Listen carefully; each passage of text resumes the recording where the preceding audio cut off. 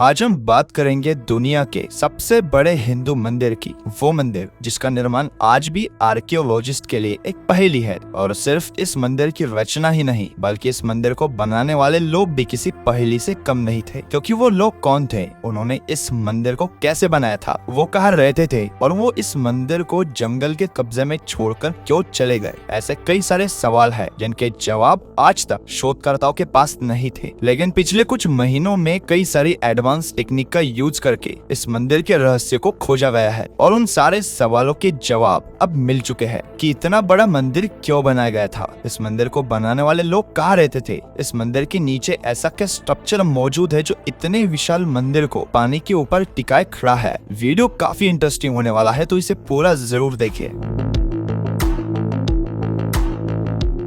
Angkor Wat मंदिर मौजूद है कंबोडिया में। जी हाँ, दुनिया का सबसे बड़ा हिंदू मंदिर होने के बावजूद ये मंदिर भारत में मौजूद नहीं है। लेकिन ये मंदिर एक समय में अखंड भारत का हिस्सा जरूर था। लेकिन फिर क्यों आकार से इतना विशाल मंदिर, जिसे बनाने के लिए उस समय के हिसाब से भी लाखों रुपए खर्च किए गए थे, जिसे बनाने के लिए लाखों लोगों ने दिन रात कड़ी मेहनत की थी, आज उस मंदिर पर जंगल ने कब्जा कर लिया है। ऐसा क्या हुआ था जो इस मंदिर के पास रहने वाले लोग अचानक इस मंदिर को छोड़कर चले गए। कंबोडिया के जिस हिस्से में ये मंदिर मौजूद है, उस हिस्से को प्राचीन काल में यशोधरपुर कहते थे। भगवान विष्णु को समर्पित इस भव्य मंदिर को राजा सूर्यवर्मन ने 12वीं सदी में बनवाया था। यह मंदिर करीब 162 हेक्टेयर में फैला है और यहाँ करीब 1000 से भी ज्यादा छोटे और बड़े मंदिर मौजूद है। इन मंदिरों में कई हिंदू देवी देवताओं की मूर्तियां है। रामायण महाभारत से जुड़े कई प्रसंग दीवारों पर तराशे हुए हैं। यह मंदिर कितना विशाल है, इसका अंदाजा आप इस बात से ही लगा लीजिए कि इस मंदिर में प्रवेश करने के लिए जो एक विशाल गेट बनाया गया था, उसकी चौड़ाई ही करीब 1000 फीट है और इस पूरे मंदिर के चारों तरफ 3 किलोमीटर लंबी पत्थर की दीवार भी मौजूद है। सिर्फ सोचकर देखिए कि इस मंदिर को बनाने के लिए उस समय कितने मजदूर लगे होंगे और इतनी मेहनत करके, इतना पैसा खर्च करके इतने विशाल मंदिर को बनाने के पीछे का मकसद क्या था। और अगर यहाँ का राजा मंदिर ही इतना विशाल बना सकता है तो उसका खुद का महल कितना बड़ा होगा, और वो महल आखिर है कहाँ। जाहिर सी बात है कि इतने बड़े मंदिर को देखकर ये सवाल भी आर्कियोलॉजिस्ट के मन में आया था कि इस मंदिर के आसपास लोग एग्जैक्टली रहते कहाँ पर थे, उनके घर कहाँ पर थे। इस बात का पता लगाने के लिए आर्कियोलॉजिस्ट ने कई एडवांस टेक्नोलॉजीज का सहारा लिया, जिसमें से एक थी लाइडार टेक्नोलॉजी। जब लाइडार टेक्नोलॉजी का इस्तेमाल करके इस पूरे एरिया की 3D मैपिंग की गई तो शोधकर्ताओं को एक बात पता चली कि इस मंदिर के आसपास न सिर्फ प्राचीन समय में एक पूरा का पूरा गांव बसा था, बल्कि इस मंदिर के चारों तरफ पानी के ऐसे चैनल्स थे जो इंसानों द्वारा बनाए गए थे।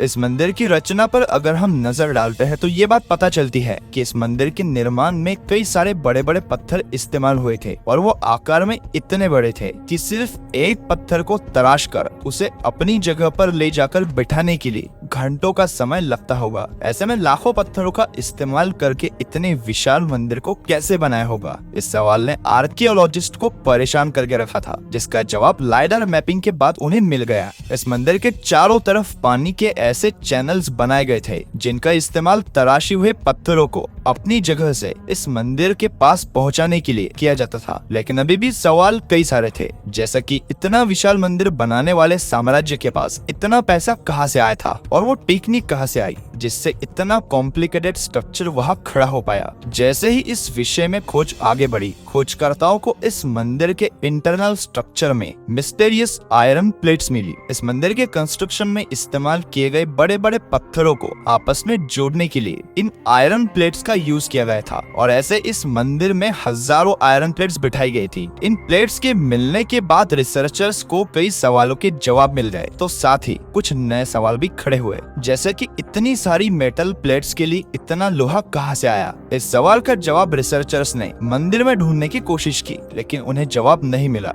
तो वो अपनी खोज मंदिर से बाहर लेकर गए और मंदिर के आसपास के इलाके में जैसे खोज आगे बढ़ी, खोजकर्ताओं को जमीन में दफन भट्टियों के अवशेष मिले। इनमें से कुछ भट्टियां तो इस मंदिर के बनने से पहले ही इस्तेमाल हो रही थी। इस इलाके में खास प्रजाति के लोग रहते थे और इन्हीं लोगों के पास लोहा बनाने का सीक्रेट नॉलेज था। यहाँ के आसपास के इलाके में शोधकर्ताओं को एक और इंटरेस्टिंग चीज मिली, स्लॉग। ये एक पत्थर जैसा हार्ड मटेरियल होता है जो किसी भी लोहे की भट्टी में एज अ बाय प्रोडक्ट निकलता है। ये स्लॉग इस बात का सबूत था कि इस इलाके में उस समय लोहे की कई सारी भट्टियां थी और इन्हीं भट्टियों में वो मेटल प्लेट्स बनाई गई थी जिसके सपोर्ट से अंगकोर वाट का पूरा मंदिर खड़ा है। इस मंदिर के मजबूती से खड़े होने के पीछे सिर्फ वो बातें ही जिम्मेदार नहीं है जो ऊपर से दिखाई देती है, बल्कि इस स्ट्रक्चर में कई ऐसे पत्थर भी छिपे हैं जिनके बारे में आज तक किसी को पता नहीं था। और ये खास किस्म के पत्थर थे लैटेराइट ब्लॉक्स। लैटेराइट ये पत्थर वजन में हल्का होता है, पोरस होता है और इसकी सबसे बड़ी खासियत ये होती है कि ये बहुत अच्छे तरीके से शॉक एब्जॉर्बर का काम करता है।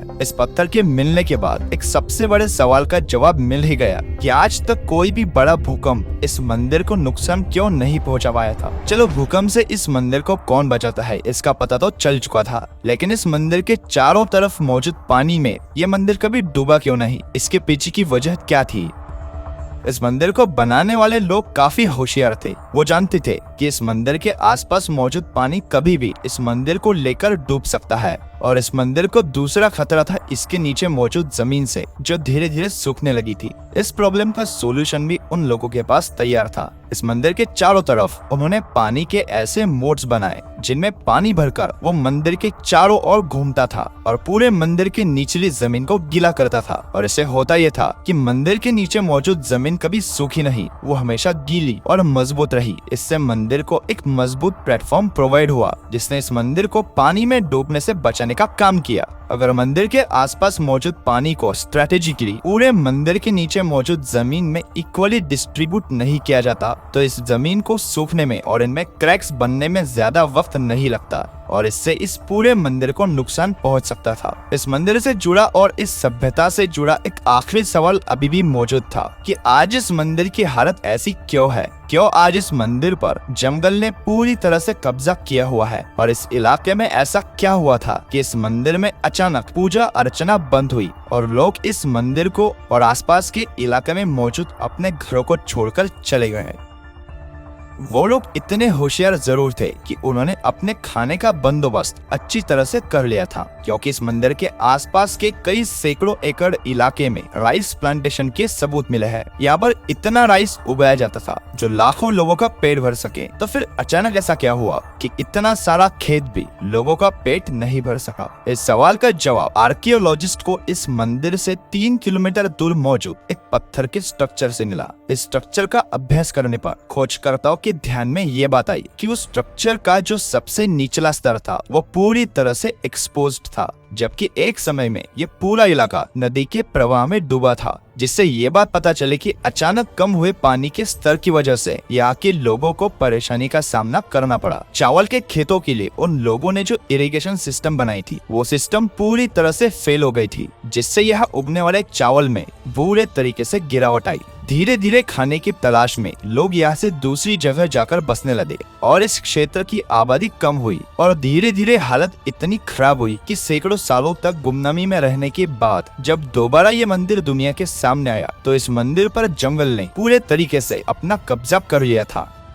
तो ये थी कहानी दुनिया के सबसे बड़े हिंदू मंदिर की और साथ ही एक ऐसे एडवांस स्ट्रक्चर की जिसकी बनावट दुनिया के सामने एक पहेली बनकर खड़ी थी। लेकिन ज्यादा लोग इस मंदिर के बारे में बात नहीं करते, जबकि देखा जाए तो इस मंदिर को बनाने के लिए कई सारी ऐसी एडवांस टेक्निक का यूज किया गया था जो अपने समय से आगे थी। उम्मीद है आप इस वीडियो को ज्यादा से ज्यादा लाइक करोगे और भारत का हिस्सा ना होते हुए भी भारत की शान पूरी दुनिया में बढ़ाने वाले इस मंदिर की ये जानकारी बाकी लोगों तक पहुँचाने में हमारी मदद करोगे।